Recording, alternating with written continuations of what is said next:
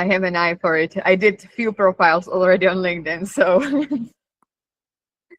So at this moment, before we jump in, I will show to all attendees how they can communicate with us because the topic is interesting and we will happy to answer all your questions and at this moment how to ask the questions because we are here with another 50 people, so the chat is basically turned off, but here is a meeting tools, and when you open the meeting tools you can see the Q&A, and when you click to the Q&A there is a button to ask question. When you click the button, you can write your question and you can basically ask us. And I just kick it off with the first questions. With the first question, and where are you based? And I will be happy if somebody can reply with the Q&A interface to test it out that everything's work correctly. Prague, Brno, a lot of Czech audience, because Tallinn, okay, we are going to international. Thank you guys. Lisbon, amazing. Bratislava, amazing. Thank you for all the replies. So, and this is basically the interface where you can ask us anytime.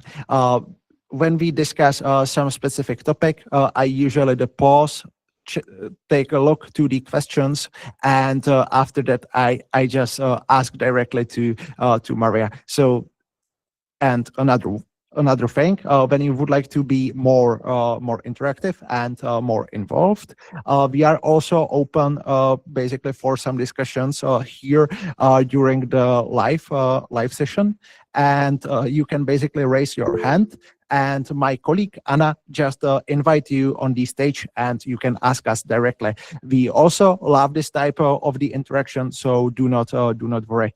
And thank you for all the replies. And I am sending the greetings to the Luxembourg, Canada, Lisbon, and many other locations. Thank you for that. And right now, I just stop presenting, and Anna will start the recording because the most frequent question is, will be the recording available? And my answer, yes, recording will be available during tomorrow on our YouTube.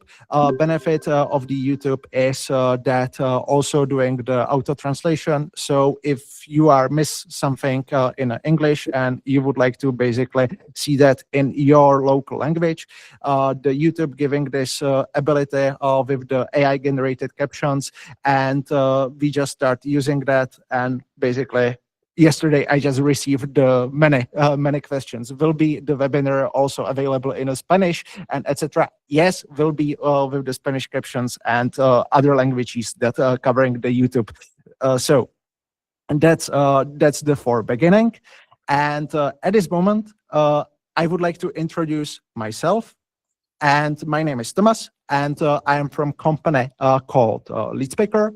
And what LeadSpeaker is the sales automation platform, where we covering basically the whole process of the lead generation from the leads research up to cold outreach or the lead activation itself. So when you are at this moment looking how to boost your pipeline, feel free to book a demo, and happy to jump on a call. And at this moment, I just stepping with a short advertisement on the beginning, and I would like to welcome and introduce the Maria. Maria basically is marketing agency owner that help already with 15,000 different clients to set up the LinkedIn profiles correctly. Between her clients are also the huge organizations like the European Commission, NATO, and etc. And at this moment, I would like to welcome, and Maria, you can add something when I did I cover everything what you are doing, or you can basically take over and introduce yourself? Thank you so much, Tomasz. And yeah, you did it perfectly. So thank you so much for the introduction. And I love Lead Picker. So I'm using Lead Picker for automation of LinkedIn profiles. It's also possible to set up more profiles in one account. So I'm really satisfied with it. And the reason why we are here today is how to turn your profile into a sales asset. I want to a bit do this untraditional way than usual presentations are, because if you just want to get some insights into how to do setting of your LinkedIn profile, you can just basically go to LinkedIn Learning and they will explain you some of the basics. However, I want to really give you something that will help you to see LinkedIn completely different way. And I would like you to think about LinkedIn and maybe take this as an invitation to change a bit of your mindset when thinking about social media and LinkedIn especially, because LinkedIn has 1.3 billion users, which it makes the biggest professional database worldwide. And you can just imagine that a really big proportion of these people on LinkedIn can be your customers, your clients, or even people who can put you on another level. Meaning, for example, to invite you on stages worldwide, or like to give you opportunities and partnerships. This is how LinkedIn is different from others. However, what really changed for me in LinkedIn and also for other clients of ours, because our targeting audience are business owner, are people like entrepreneurs and founders. And what really changed the game is to switch yourself from the business owner to the business asset holder. What do I mean by this? Is that you could hear in the past that LinkedIn is just CV. This is usually like for employees to just fill out all of the gaps on your LinkedIn profile, etc. However, for the business owners, it's the same. Usually, like you create some company page, you fill out your experience, that you're CEO, that you're founder, and let's be honest, like you didn't just post once in a while just to like show, yeah, like I'm alive, we did some like goals, some achievements.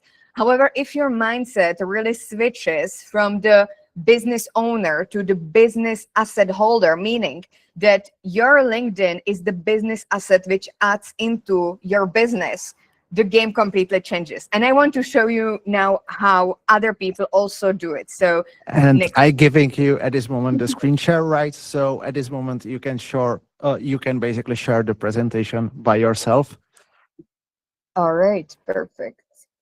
I will just a second. I was curious if I'm going to say like 20,000 times, like if Yeah, I should think basically before the webinar, but where do I see that? I don't have yet I don't have yet the sharing rate. uh, uh, so I just tried again. Sorry, guys. So the 1 second, and so maybe which email did you use for joining us? Because I just Yes. It's marie.olivi.zamecnikova@gmail.com. It's different. okay. That's why.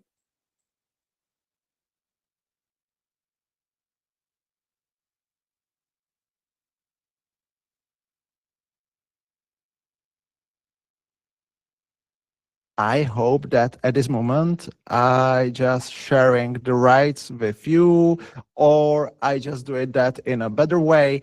I just basically open the presentation to everyone with the viewer with the viewing rights, and at this moment we can move forward. So you can test it out the link if this is accessible.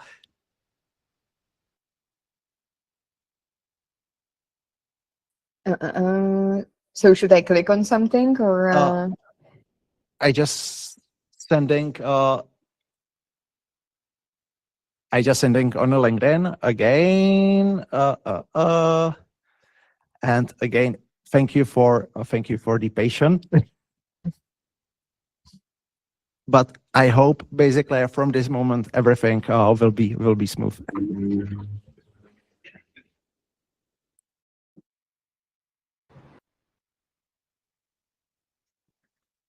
It is already working.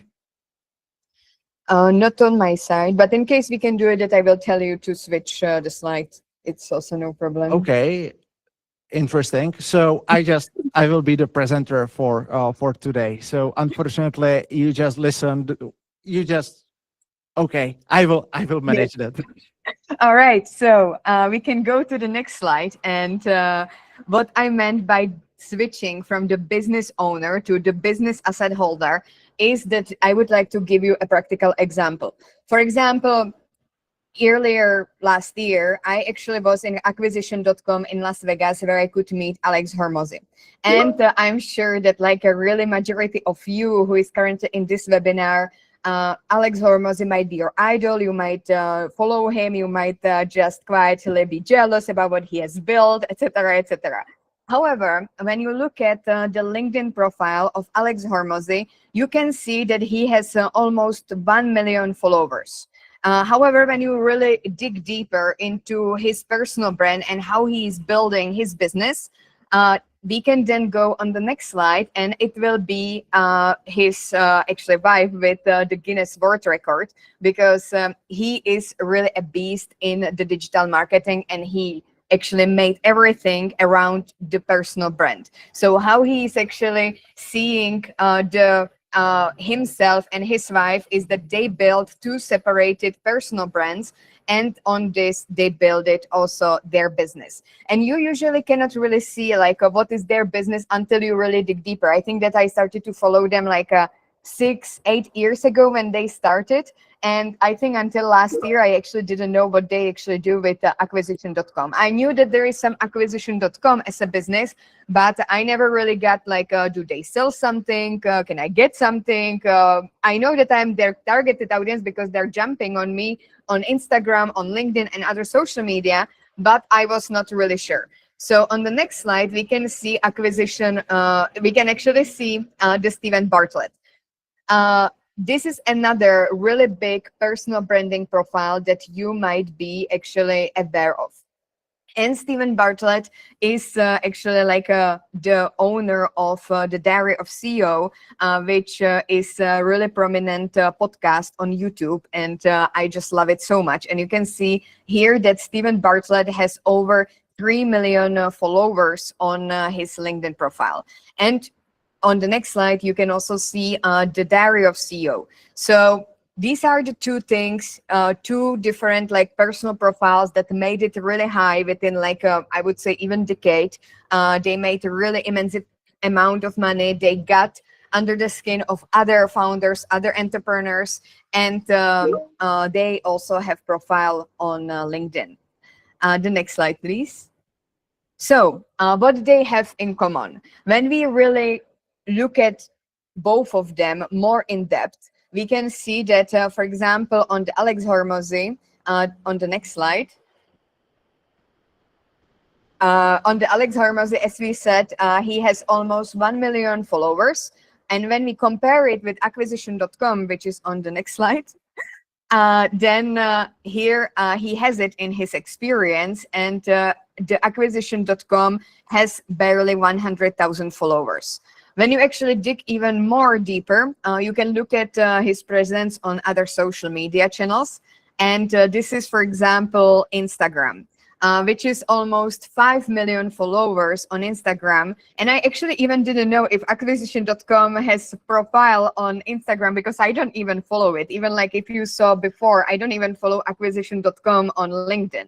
So then I look at if they have acquisition.com on Instagram, and it has only 22,000 followers. Then when you look at, for example, on X, you will see that on X, Alex Hormozy has 1 million followers, and in comparison with acquisition.com, which is just ridiculous, is 100 followers. So what does it tell to us? I think that most of you already see a bit of link what I'm trying to say here. So the next slide, please. When you look at the Stephen Bartlett, I will not repeat the same study case for the Stephen Bartlett because we would actually end up with completely same result. What is the difference between the personal brand and the company on different social media channels?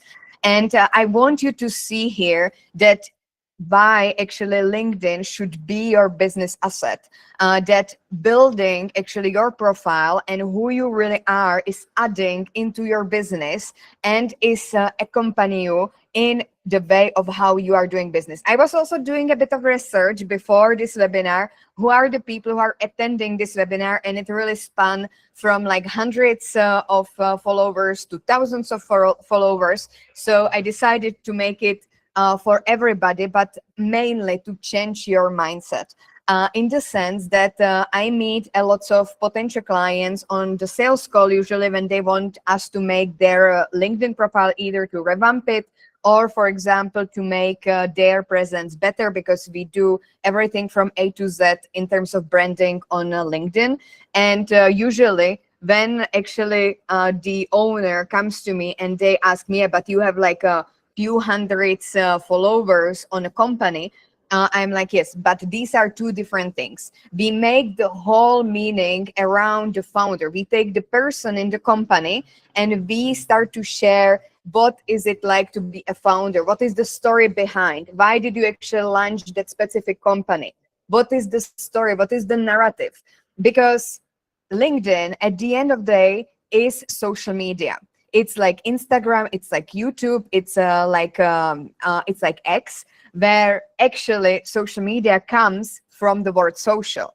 And people will always be obsessed about how many coffees you drink during the day, rather than just artificial announcements about your achievements and about what your company goal is for the next year. This is rather for investors who actually want to invest then in your business. But also investors, they invest in companies where they see the presence of the founder. Meaning, we have a lot of, for example, software companies, software founders who, for example, know that their main goal is to exit when they're their company. And we do the whole personal branding with the main focus of saying the narrative of that software and attracting investors, for example. Because investors, first thing what they do, they Google your name if you are actually applying for investments. And the number one link that will usually appear on the Google search, it's your LinkedIn. And then investors, I would say 90%, even 95% of investors, when you ask them what is your number one condition, they will say the founder, because I want to be sure that he will make it until the end. And here we are in the loop. We are in the loop of the people. People trust people. It means not only your customers trust you as a person who is actually delivering the quality, not only the investors trust you as the business owner delivering the project that you started at the end, that you are going to exit with a certain value, and they look at what you do. What are your values? What you do? What is your narrative? What is your drive? Is it only money, or you do it for the certain purpose, for the certain impact? And this is why the social selling is so important in nowadays world and in the 21st century. And still a lot of founders and owners, they treat their LinkedIn profile rather as the business owner, where they just fill out the experience. Yes, I'm the CEO. Yes, I'm the founder, and this is our achievement. I will add there. But, yes. I will add there basically also one note basically from my side. When you take a look for the news like TechCrunch, Forbes, and etc., they are not writing about the best businesses, but they are writing about the best founders and people that are able to sell their success stories. And that's also the thing that basically no of the media houses won't write the article about you where you are invisible. So that's also the thing that you need to basically know that this is also the channel how you can attract some other attention on your brand, on your personal brand, and etc. Yes, So, I and completely agree. and also when I already jump in, we already have the first question, so we can basically answer the first question. And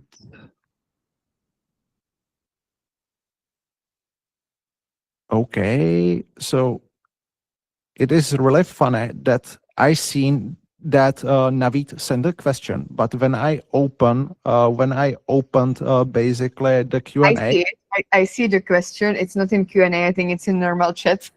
Okay, Yeah. okay, we have normal chat open. Amazing, amazing, interesting. Uh, Amazing, great. I didn't know that we have the normal chat. A lot of things happening there. A lot of things we didn't check before before the webinar. But what if you have the multiple companies under your profile? And that's the interesting question, because a lot of people has the multiple brands that they represent. What should be the approach here? Yes, we have this a lot with our clients where they, for example, have many different companies, and it's usually like, what is your main priority like right now as in your personal brand? So you can have like many different companies. Some of the companies already, for example, run without you. You are the CEO, or for example, they are rather in the background. But usually, what we see a lot across all of the founders is that there is number one priority, or like what is really like the main getting into your marketing funnel. What are the people that are following you? And we do this usually in our kickoff workshop, where when we start, for example, the collaboration with the founder, where we really analyze, for example, all right, so you have e-shops, you also have some SaaS products. So like, what is the relation between this? Because there is a reason why you started these many companies. And we analyze what is the relation between that. What is, for example, the intro product for your followers, for the people who are, for example, following you.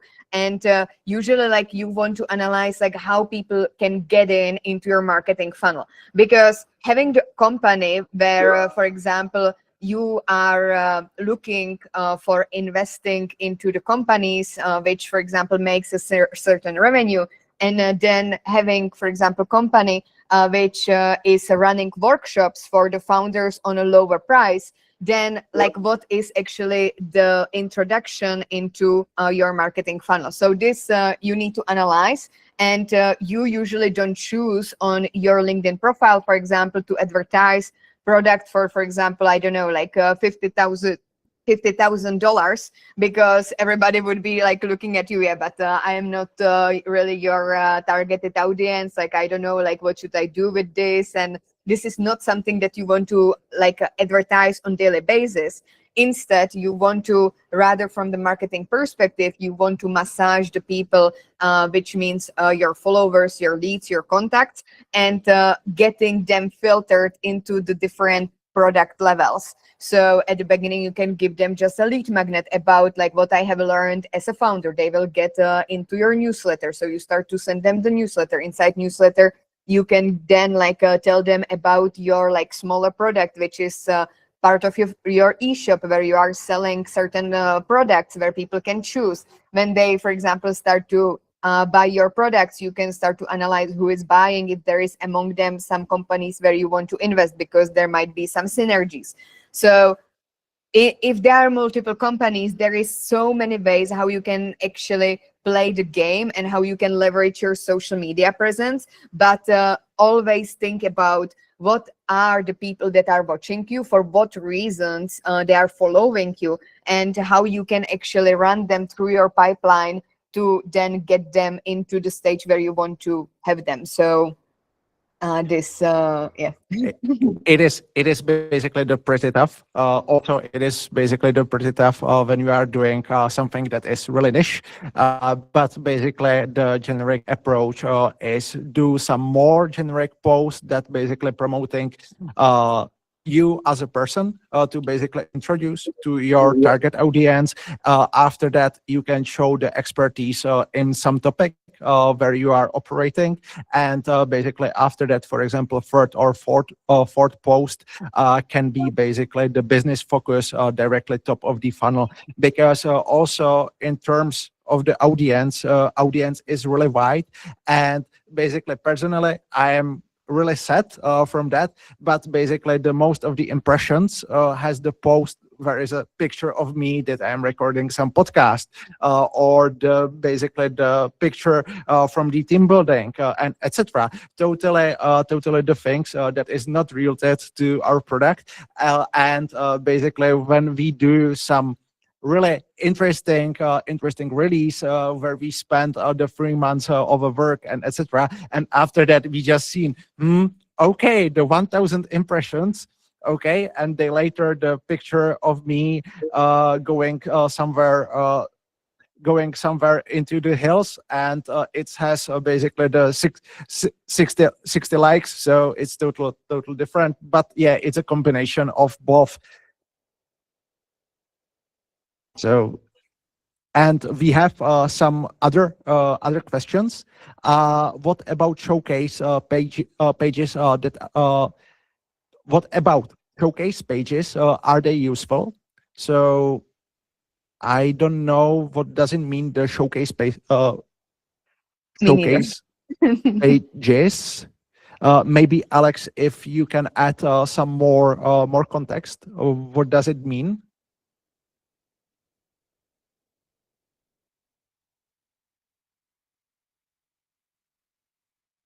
And in meanwhile, we can basically jump to the question from the Milan. By the way, personal brand is important, but what investors want to see is mainly revenue and how fast you can scale it. Show me you can get to 100 million USD annual recurring revenues in 5 years. Good luck. Yes, but also when you are looking for the investors, you just discussing with them the valuation and etc. And basically there is some type of the fear of missing out and some feeling that they can have basically from you. And when you already have some background on the LinkedIn, it can help you during the whole process. But yeah, by the end of the day, it depends. It depends basically on your numbers, on your growth, and basically on the whole due diligence. But the first feeling, if investor decide to talk to you or not, is also the important. And here the LinkedIn is interesting channel. And the last question, and we will move forward with the presentation. I have 20,000 first degrees organic build. So 20,000 first degree followers, I guess. How do you segment my personal LinkedIn brand to target a certain audience? That's a great question. Yes, I would jump into this. So it really depends like what you are posting, for example, on your profile. How do you interact with these 20,000 first degrees organically built followers? Because some of our clients, they even have like 70,000 plus. However, when it comes to, for example, engagement on their post, etc., it's silent. So definitely it depends on what you are posting. What is your goal? So what we want to achieve at the end, because your LinkedIn profile is your marketing funnel. So you have your personal profile, which is the first impression where people decide if they want to follow you or not. And within the 3 seconds, they usually say, yeah, I want to follow this person. It's interesting to have it in my connection. And then when I follow you, I want to get engaged into your profile. So like that you hook me in and I get engaged. This is the second layer that you want to actually get nailed. So what you are posting about, what is your goal? And when you actually decide on your goal, start to post about it.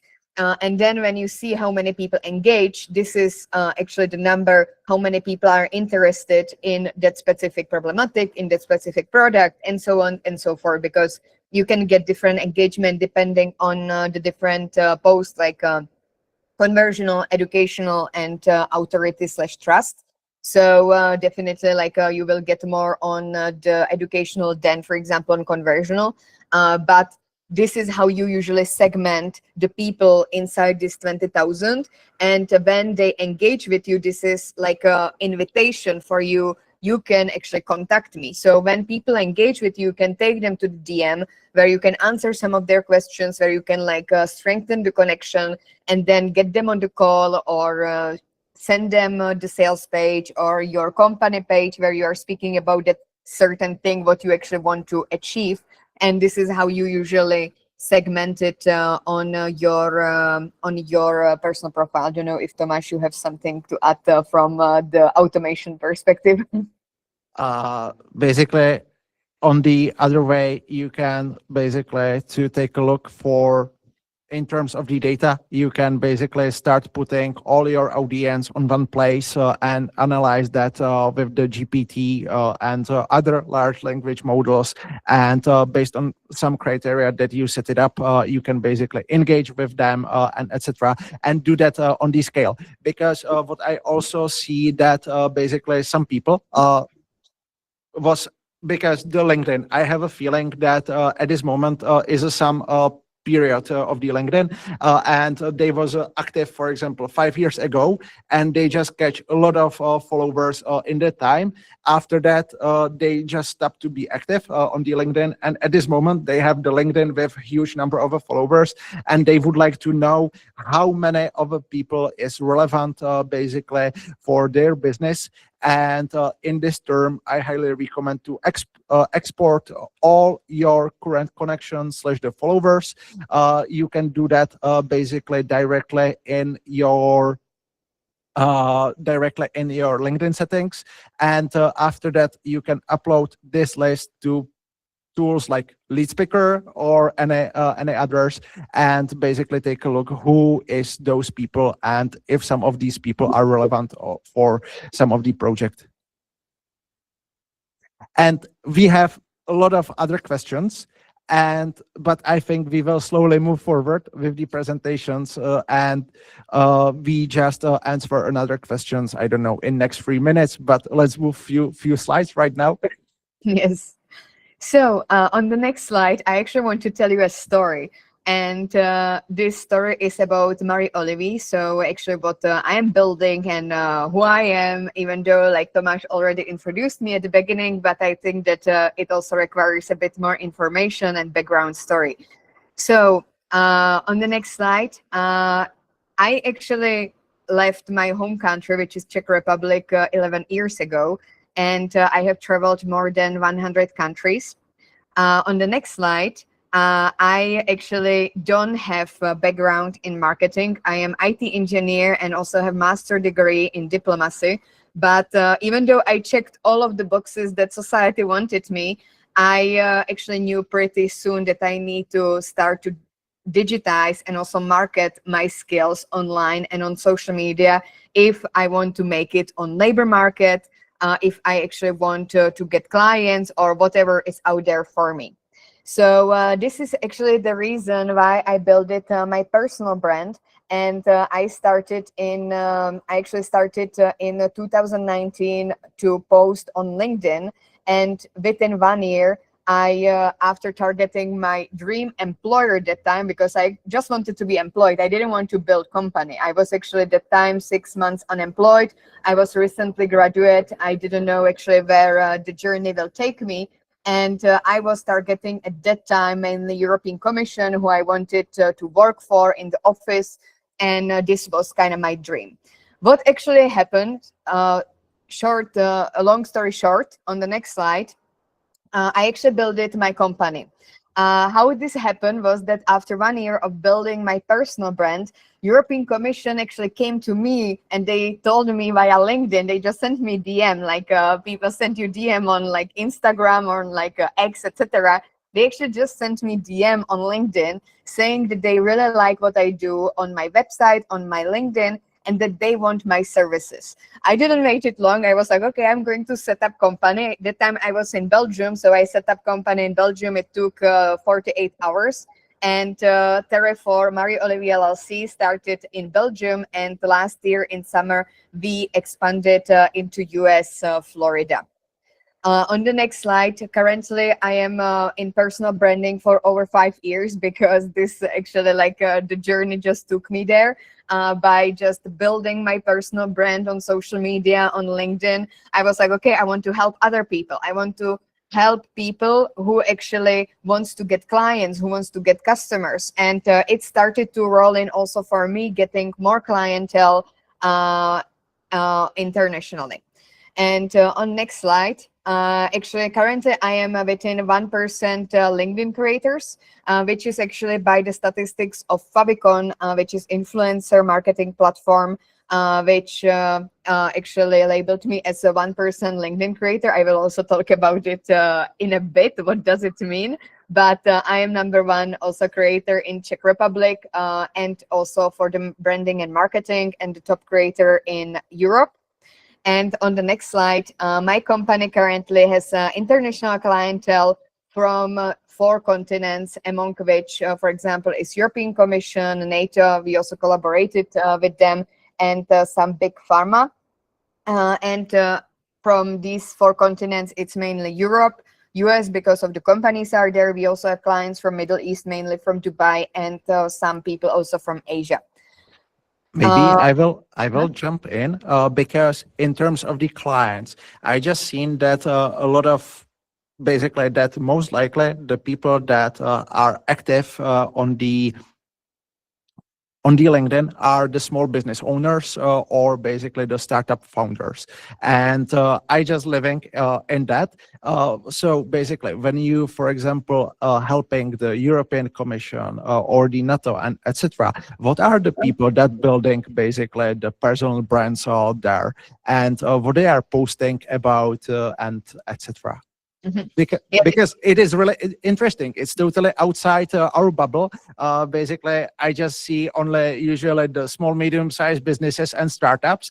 And at this moment, European Commission, NATO, and etc., huge pharma companies. Here in the Czech Republic, we have basically active few banks on the LinkedIn that are really strong, like the Komerční banka, Partners Banka. They has really huge brands. But for those type of businesses, I don't know if we have something like that active. Yes, that's a really good question, and it's usually here you're speaking about corporate.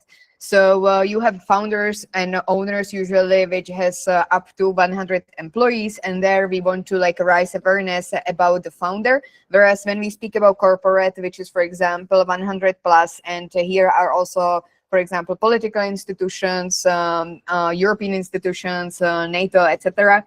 This is more like a corporate. So you want to really they are run by the certain values. So you actually make the certain branding, for example, for that corporate presence, like the banners. There should be for example, the headshot done. What, for example, they should politically, for example, say about themselves on the LinkedIn profile. And it's also around the personal branding, but again, more like a personal branding for government or for corporate, how they can actually how they can actually spread the awareness about that specific institution, rather than I am the founder, I have here the goal to achieve things, and I want to exit my company in this, and my main ICP is actually investor. Whereas, for example, for the employees, it's rather to spread the values, to spread the awareness about what is happening, what are the news, so that it gets also in the younger generations, and so that there is also discussions, there are disruptors in political scene. So you want to rise the communication around it and discussion. Thank you. Thank you for this. Thank you for this view, because it's also good validation for all of us here that basically the LinkedIn makes sense, because as was already mentioned, it's one of the biggest social networks, and also the huge government institutions and huge companies are already investing into their personal brands and employees brands on the LinkedIn. So Yeah. we can maybe answer a few other questions when I already stop you, or Sure. we can. Okay, so another question: when is it better to write post in English on when you localize them to your language? So here, this is also the question that I'm challenging. Right now, because in terms of my connections, some of them, basically around 30% of them, are from Czech Republic. The rest is basically the worldwide. And I was posting in a past in a Czech, but at this moment, for us, it's really important the English market. And at this moment, I also the challenge this question: if I should post in Czech, after that in English, or only in English, because at this moment I just have more engagements under the Czech posts.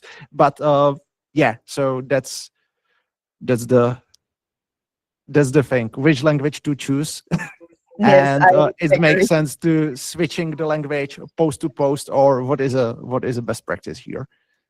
Yeah, so I usually like mainly my ideal client is definitely like international clients, so somebody who wants to expand to outsiders. And like all of our clientele is actually speaking English mainly on their LinkedIn profiles. It's also to be, even though like if your like ideal clientele is really in Czech and you are stuck in the borders, it's always good to also think in the future, like, is it really where I also want to be, for example, in 10 years? Do I want to maybe expand in the future? Because LinkedIn can help with that really considerably. And I am not really a big fan of actually translating. I, for example, saw it, I think it was like a prince in Dubai, like he's always doing the English, and he's always doing English and Arabic in his posts. And still, like, even when I analyze other profiles who do this, you always have bigger engagement in English rather than in your local language. So it's what is the main goal here. If you are like a small business owner in Czech Republic and your ideal clientele is Czechia, then definitely Czech language it is. I would not like go for English. And if you really think like I should start with English, then there is already the seed. So then you want to expand in the future. There is probably a reason why you think about English. So then just choose English because your life will be much easier. And then you can have like partnerships. You can, for example, do some site webinars in Czech. You can do some programs in Czech. However, like English market is much It's bigger than huge. the Czech Yeah. market. Yeah. So like in terms of the money, in terms of the goals, and like I would first, like from the business level, really answer these questions, and then you have answer for your LinkedIn if to choose local language or English. If there are reasons for the English language, just go for English because your life will be just easier. Yeah, I was like, because I just started in a Czech. After that, I switched to the English, and at this moment, I have the mixed audience, but the focus is basically on the in US and in the English speaking market. But at this moment, my LinkedIn algorithm works really interesting way, that basically when I posted something in a Czech, I just get the more impressions than comparing to posting in English. But it's basically to start posting in English more often, or in your language, where is your target market, and just basically wait till algorithms start making the impressions, or also on these posts. And when I'm talking about the algorithm, I have there the question from Kilian, and basically Kilian just asking for some secret sauce about the engagements on the LinkedIn. Yes. Thank you so much for this question. And wait until the end because the secret sauce will be there. Okay, so let's continue with the presentation, and we answer the rest of the questions in a few minutes. And again, thank you for interacting with us. And yeah, it's somehow like the Q&A sessions plus some slides. Yes. So Thank you so much for the interaction, guys. You are super active. I love it. So even more questions can come to our way, and I will also then be answering. In case we will not have enough time, I will then be like definitely like posting about your questions afterwards because this is so great. So on the next slide, and we're gonna continue. It's just like two more points, and Currently, like my company is generating around six-figure dollars business with annual revenue with over 150 paid clients. So this all was built from scratch on LinkedIn, since then that DM actually came my way on LinkedIn. And the last slide is about that I have about, over 1 million views across the different platforms. I'm not only on LinkedIn, but also on others, like, for example, Instagram, TikTok, YouTube. Now I'm starting a bit with X, because I completely understand how the personal brand is important, and that you can actually spread it around with different purposes and actually extend then your ecosystem. So that being said, when we took the case study of Alex Hormozy, Stephen Bartlett, and then also now spoke about me, so what they have in common.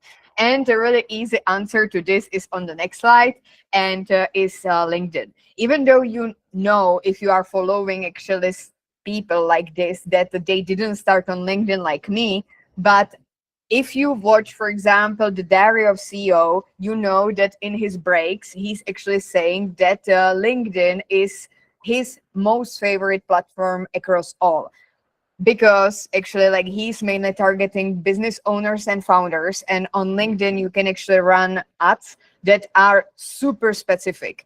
Like just also to say that all of the things that I have built was fully organic, and on LinkedIn we just started to run ads actually this month. We are now like exploring the ways with our clients, but Stephen Bartlett is mainly like targeting founders and entrepreneurs, because he doesn't do only podcasts, and LinkedIn is the #1 source of his current traffic. The same is also for Alex Hormozy. When I was actually in Las Vegas in acquisition.com, there was also his wife, Layla, and they were saying that LinkedIn is the best platform of them all. Mainly because it adds them credibility. It works very well with the search engine optimization and so on and so forth. So it's also necessary to consider this, because these big fishes out there, like when they are actually like saying something like this about the platforms where they put their personal brand, it really means something. So on the next slide, why it is the best place to be in 2026. And here I want to tell you more about statistics. So let's go on the next slide. And it's the 1% content creator that I told you when I was actually introducing you myself. And there is a big there is a big about 1% content creators on LinkedIn. But I want to debunk it a bit. And it's mainly that you should be on LinkedIn, even if it's just for the sake of posting. And I'm not really a big fan of saying this, but the reason is there behind it.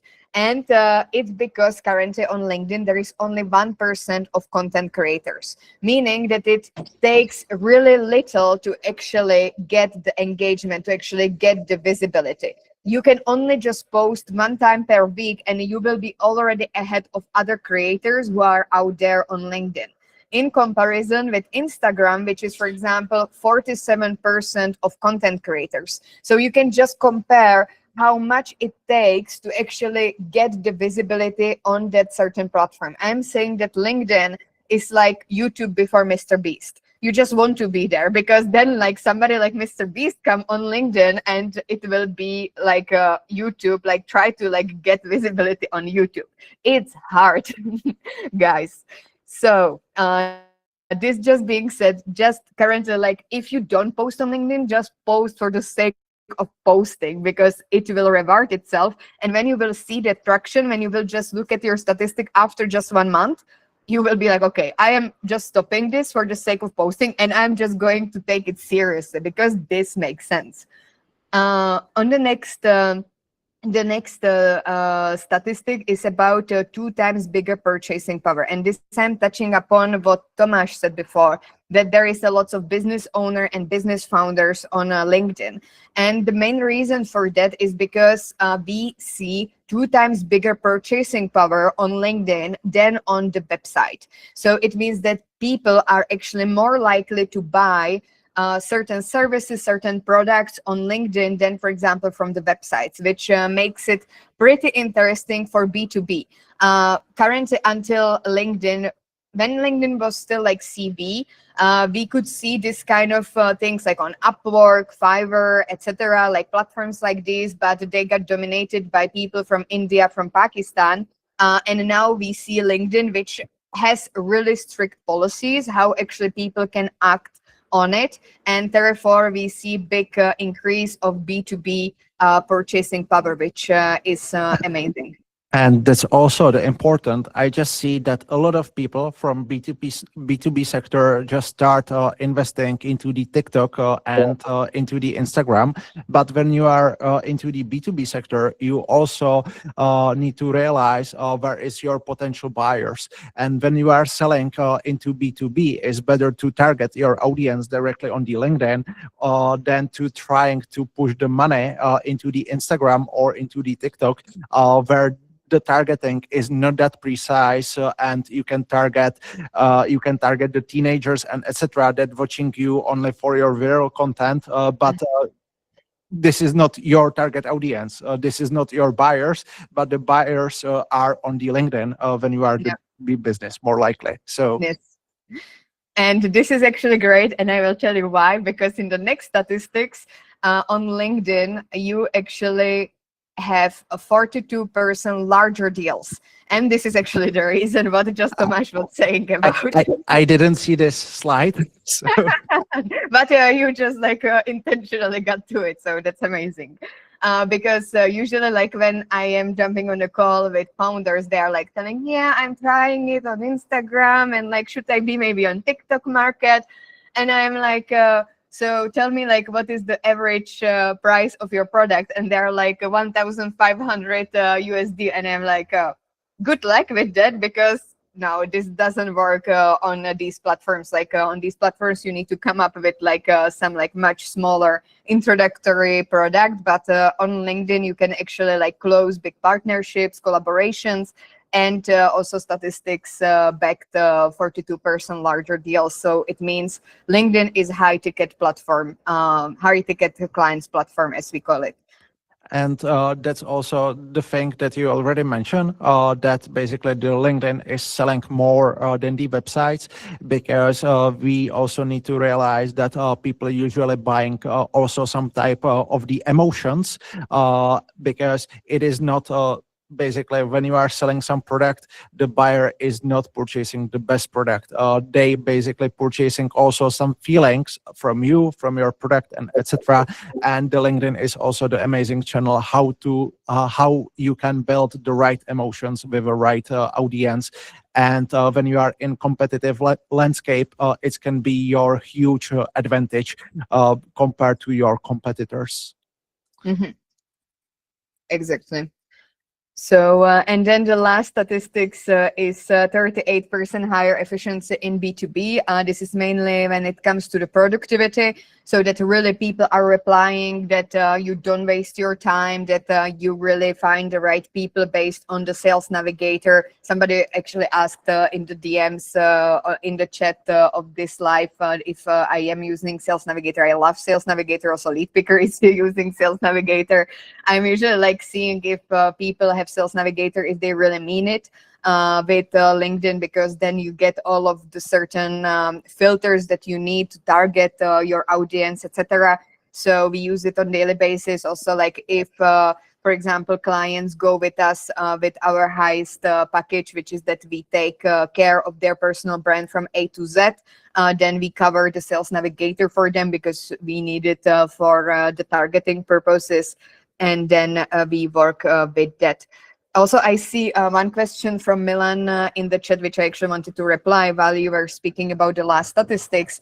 And he's saying that he's currently like posting 1 time per week, whereas some LinkedIn guru or a LinkedIn shaman, as I call it, is like recommending 3 to 4 times a week to boost impressions. So it really depends how actually how you want to take it with LinkedIn. So the more you are posting, the faster the growth is.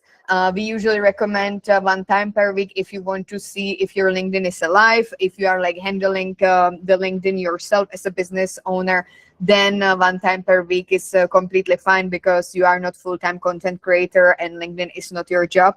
So 1 time per week is completely fine to build some like fundamental of the LinkedIn. If you see the conversion from it, etc., then I would not say that it's wrong or bad or good or whatsoever. It's I, what suits you. I will add there my point of view. I see at this moment a lot of people that basically start posting almost every day. But basically, when you take a look on their post, most of them are the AI slop, basically the AI generated content.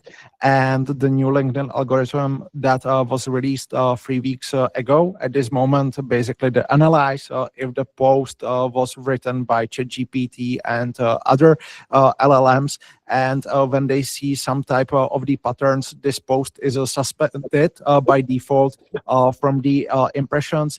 They receive much less impression than the post that was written manually. So what I highly recommend to do it at least one post that is write manually with your thoughts.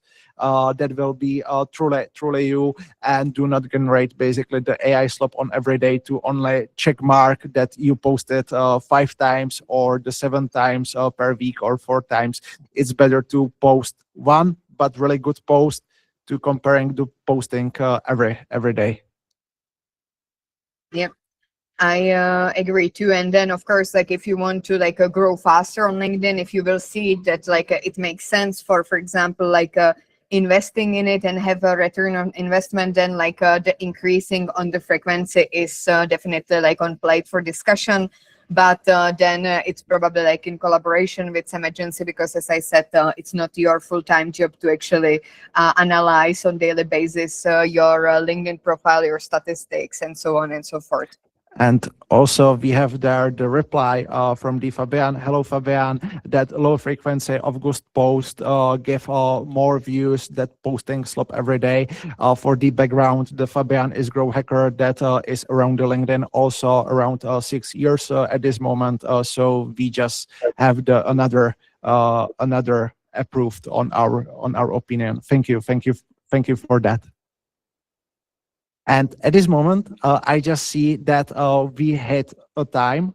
Basically, is 5 o'clock. Basically in Central Europe, in Florida, it should be around 10 o'clock morning, if I'm counting correctly. Yes. But we still have few slides, and so we can finish the slides or just give more space for the questions. Yes, I actually promised somebody the secret sauce. So let's just quickly get into these last few slides. So I hope that at least this presentation, if nothing else, gave you actually the switch in the mindset from the business owner to the business asset holder, because the LinkedIn is your business asset. So you should see the constant growth in it. And definitely, if you, for example, see that you are stuck in some engagements, there is always the place, there is always a strategy that can help you with that. But your personal brand is your business asset, and LinkedIn is social media channel that can actually help you with that, with, for example, the high ticket clients, etc. And on the next slide is the secret sauce. So here is actually a free guide that I put for this webinar, and it's the 10 secret features that will get you clients. So here you can find like a really easy steps on how to, for example, boost your engagements. You can just scan it with your phone and just fill out the details for getting this guide in PDF into your mailbox. Because I actually wanted to do it vice versa, rather to give you a bit of mindset switch than actually like go through these 10 secret LinkedIn features, which you actually can do alone, but you actually cannot switch your mindset at home yourself without being interactive in live sessions. So I think that's really great approach, because a lot of things you can read on the internet, but you just need to you just need to have a feeling to read that, and this feeling or this change basically starting when you shift the mindset that this is something interesting, and I would like to basically run some experiment, for example, for 1 month, if LinkedIn basically makes sense, and at this moment I can basically start interacting with the multiple different playbooks basically that I can implement. And it can be after that is the rabbit hole of the multiple things that you are able to do. You can basically posting the lead magnets, you can posting the LinkedIn shorts slash the LinkedIn reels. After that, you can basically posting some type of the presentations on the LinkedIn and etc. There is multiple types of the different content. You can check the Maria's profile. She is posting almost every day, and every post looks really amazing. How she playing with the graphics and etc. But you can start with one thing that you will test it out for the 1 month. After that, you can start adding the new things. It doesn't make sense to start hiring some graphic designer that will basically start putting together all the graphics inputs. You just need to start, and after that, you can always add something on top of that.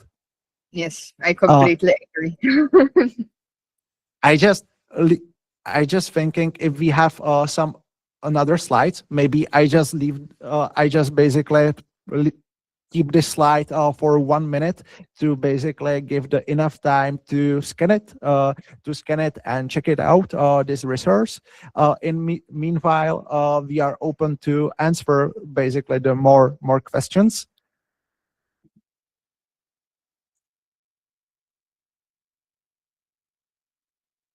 Okay, so no other questions?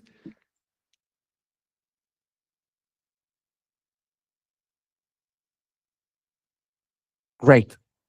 So no other questions. We covered almost everything.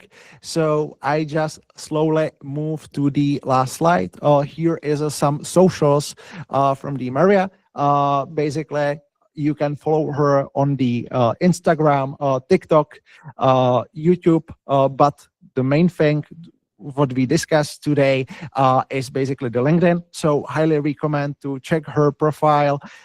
It is really awesome.